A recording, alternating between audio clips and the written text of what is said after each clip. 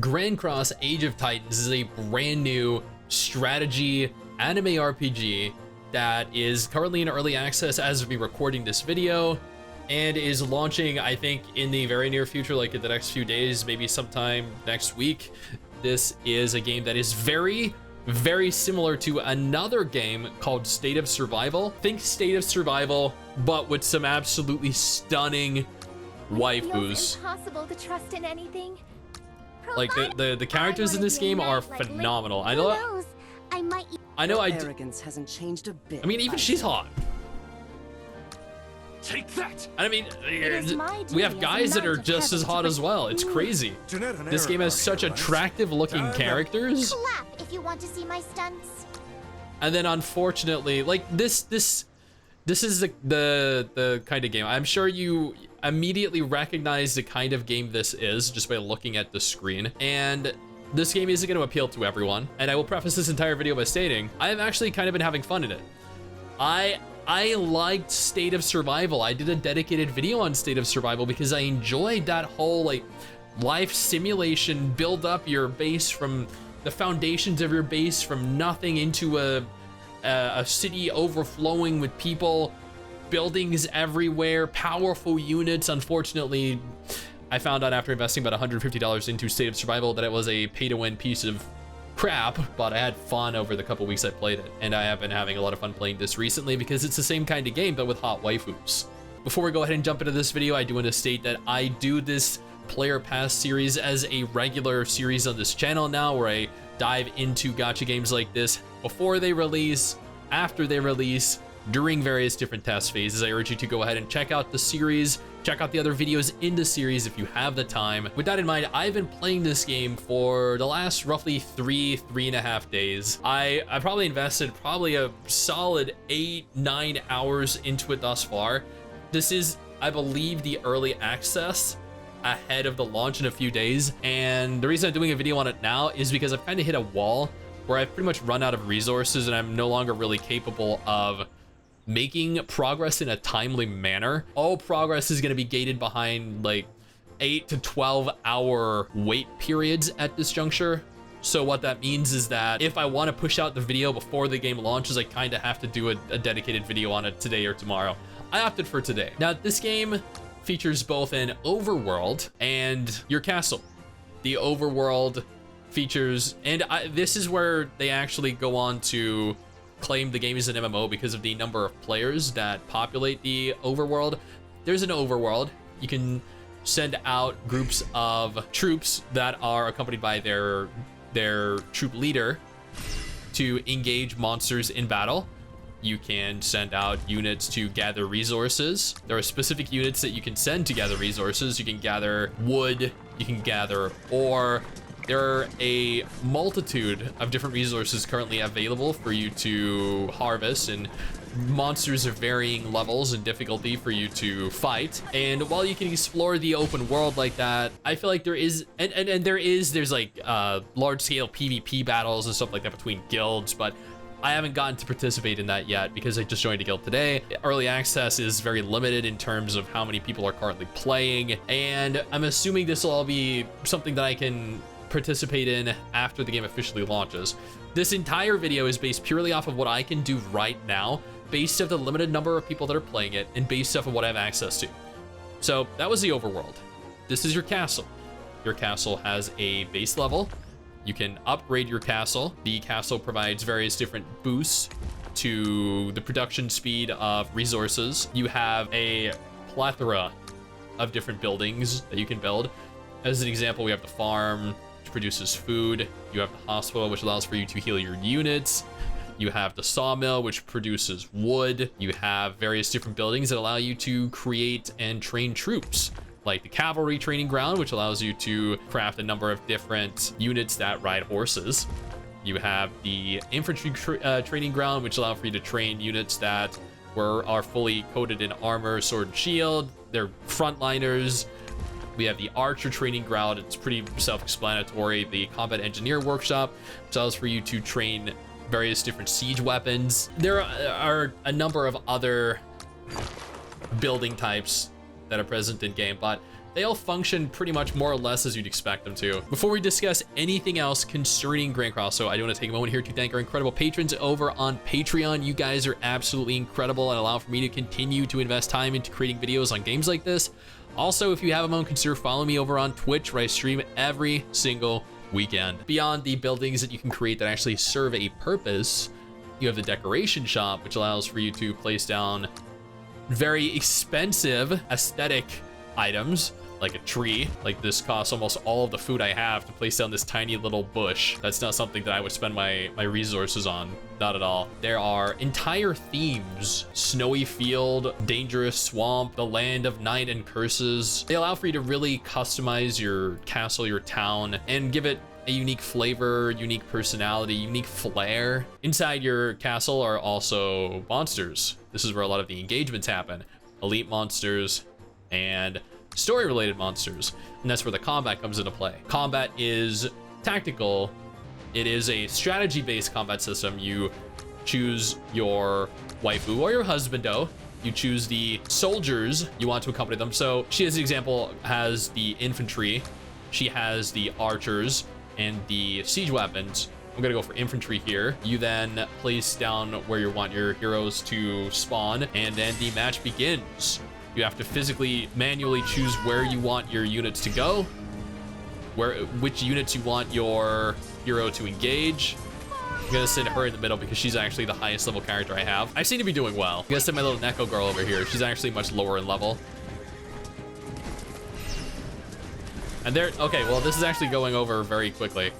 Absolutely destroy these guys.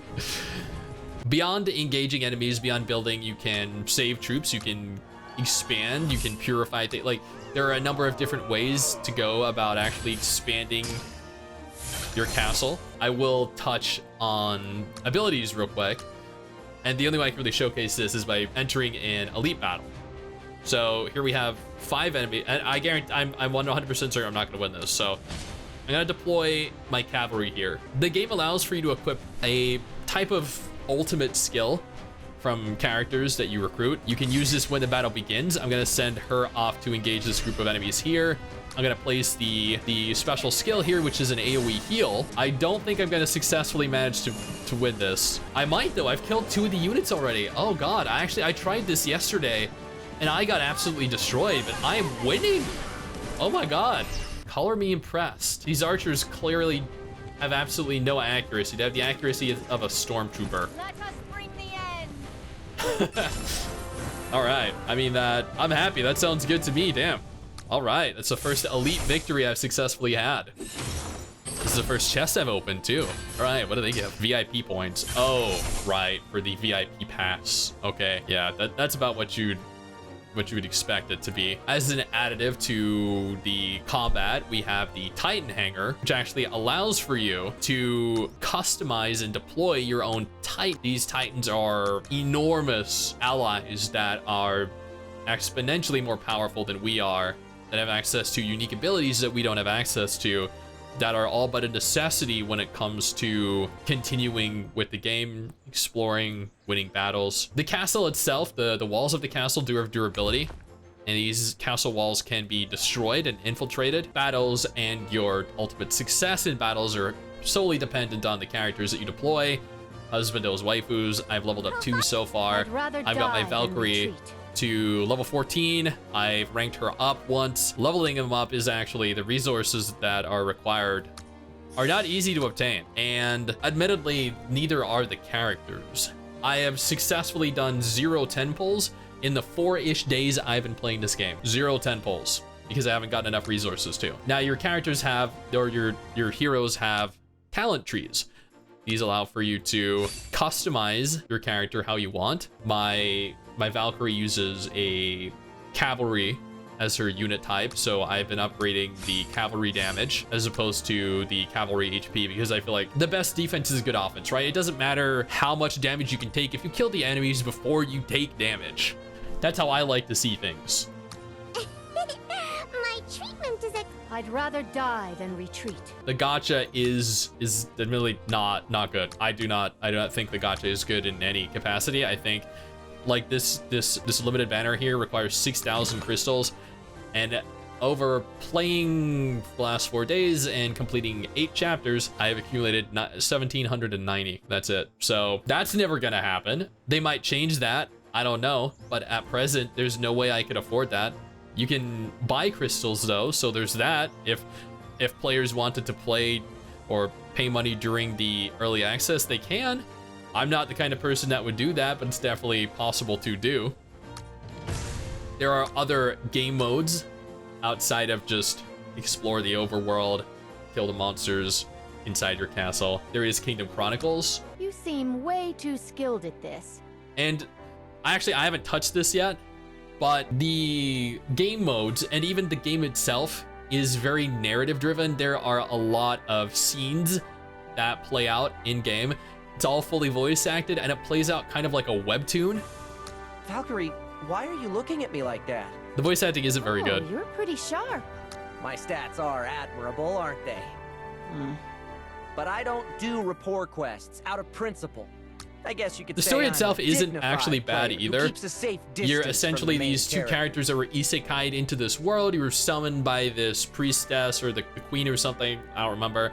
And then you're tasked with saving the world, or the kingdom, or both. The Kingdom Chronicles, admittedly, is not fully realized yet. It looks like the number of players that are pulling characters influence whether or not this successfully fills up the gauge. I'm not sure. I guess after hitting 20,000, we all get those as rewards. I'm not entirely sure. This is something that I don't have access to right now. It's something that I can't actually participate in.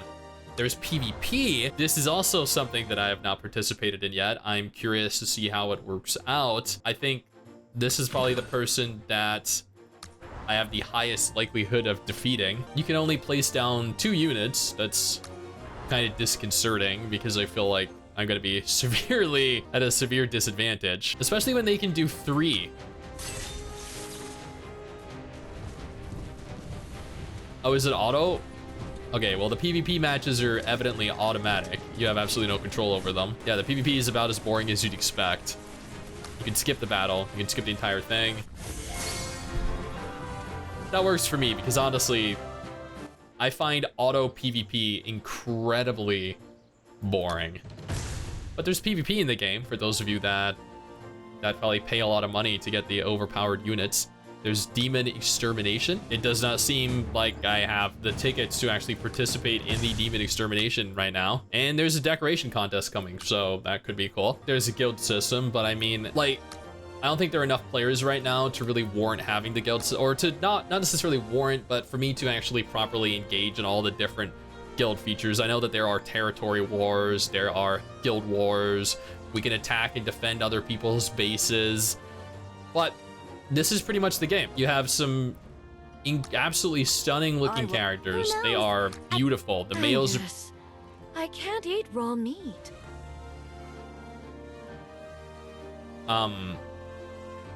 You can recruit some incredible looking characters, absolutely stunning looking characters, but outside of the characters you recruit, this game is pretty much your average strategy, like survival, build up your base, accumulate resources, and slowly upgrade your castle kind of game. I don't know the exact subgenre, but that's the game. That's everything. And then you just kind of, you upgrade your stuff. You can speed them up if you want to, but I mean, I've ran out of speed ups essentially, so I'm left now just upgrading my base, upgrading my characters or the troops, and waiting to continue to upgrade further. As an example here, I do have a small amount of these left. So upgrade my castle to level 8. Look how long this is gonna take to upgrade. Okay, you can't actually see it because I haven't upgraded the other stuff yet. Okay, so it's gonna take 40 minutes. This one will take 50 minutes. But I can't do that right now because something else is upgrading. And then the castle, I think when I upgraded to level 7, took approximately 8 hours. This one is probably going to take anywhere from 12 to 20 hours. So the game is essentially just a large waiting game. You upgrade stuff, you battle stuff, and then you can't do anything else, so you just wait until the next day. Is the game good? I think that the game, for the type of game this is pretty decent. I don't think it's exceptional. I don't think it's outstanding or is gonna revitalize this specific subgenre. I don't think it's necessarily gonna innovate this subgenre.